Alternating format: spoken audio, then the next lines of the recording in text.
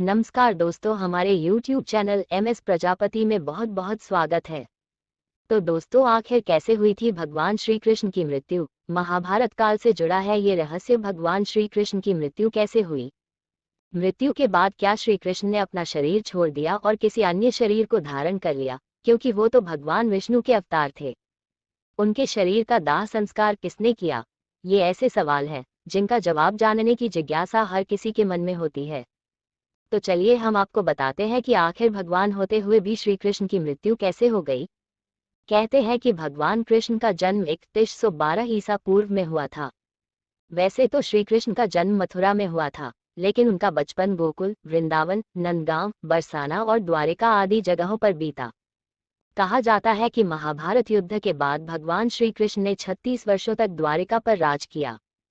इसके बाद उन्होंने अपना देह त्याग दिया, यानी कि उनकी मृत्यु हो गई। कहा जाता है कि उस समय उनकी आयु 125 वर्ष थी। कहा जाता है कि महाभारत के युद्ध के बाद जब दुर्योधन का अंत हो गया तो उसकी माता गांधारी बहुत दुखी हो गई थी।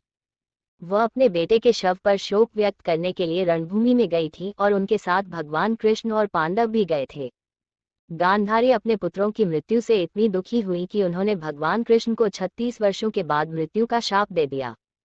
ये सुनकर पांडव तो चकित रह गए, लेकिन भगवान कृष्ण तनिक भी विचलित न हुए और मुस्कुराते हुए अपने ऊपर लगे अभिशाप को स्वीकार कर लिया। और ठीक इसके 36 वर्षों के बाद उनका मृत्यु एक शिकारी के हाथों हो गई। भागवत पुराण के अनुसार एक बार श्री कृष्ण के पुत्र साम को एक शरारत सूझी। वो एक स्त्री का वेश धारण कर अपने दोस्तों के साथ ऋषि मुनियों से मिलने गए। स्त्री के वेश में साम ने ऋषियों से कहा कि वो गर्भवती है।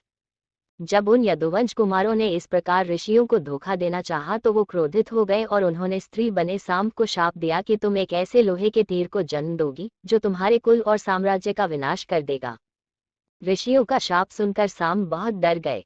उन्होंने तुरंत ये सारी घटना जाकर उग्रसेन को बताई, जिसके बाद उग्रसेन ने साम से कहा कि वे तीर का चूर्ण बनाकर प्रभास नदी में प्रवाहित कर दे। इस तरह उन्हें उस शाप से छुटकारा मिल जाएगा। सांबा ने सब कुछ उग्रसेन के कहे अनुसार ही किया। साथ ही उग्रसेन ने यह भी आदेश पारित कर दिया कि यादव राज्य में किसी भी प्रकार की नशीली सामग्रियों का ना तो उत्पादन किया जाएगा और न ही वितरण होगा। कहा जाता है कि इस घटना के बाद द्वारका के लोगों ने कई अशुभ संकेतों का अनुभव किया, जिसमें सुदर्शन चक्र, श्री कृष्ण का शंख, उनका रथ और बलराम के हल का अदृश्य हो जाना शामिल है। इसके अलावा वहां अपराधों और पापों में बढ़ोतरी होने लगी। द्वारिका में चारों ओर अपराध और पाप का माहौल व्याप्त हो गया। ये देखकर श्री कृष्ण बहुत दुखी हो गए और उन्होंने अपनी प्रजा से ये जगह छोड़कर प्रभास नदी के तट पर जाकर अपने पापों से मुक्ति पाने को कहा। इसके बाद सब लोग उनकी बात मानकर प्रभास नदी के तट पर गए, लेकिन वहां जाकर सभी मदिरा के नशे में चूर हो गए और एक दूसरे से बहस करने लगे। इसके बाद उनकी बहस ने लड़ाई का रूप धारण कर लिया और वो आपस में ही लड़ने मरने लगे। इस तरह आपस में ही लड़कर सभी लोग मारे गए। कहते हैं कि इस घटना के कुछ दिनों बाद ही बलराम की भी मृत्यु हो गई। भागवत पुराण के अनुसार भगवान श्री कृष्ण एक दिन एक पीपल के पेड़ के नीचे विश्राम कर रहे थे।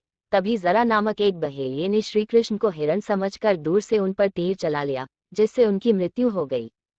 आपको बता दें कि ऋषि द्वारा कृष्ण के पुत्र साम को दिए शाप के अनुसार श्री कृष्ण को लगे तीर में उसी लोहे के तीर का अंश था जो साम के पेट से निकला था और जिसे उग्रसेन ने चूर्ण बनवाकर नदी में प्रवाहित करा दिया था। इस तरह ऋषि के शाप के अनुसार समस्त यदुवंशियों का नाश भी हो गया था और गांधारी के शाप के अनुसार महाभारत के युद्ध के बाद श्री कृष्ण के 36 वर्ष भी पूरे गए थे।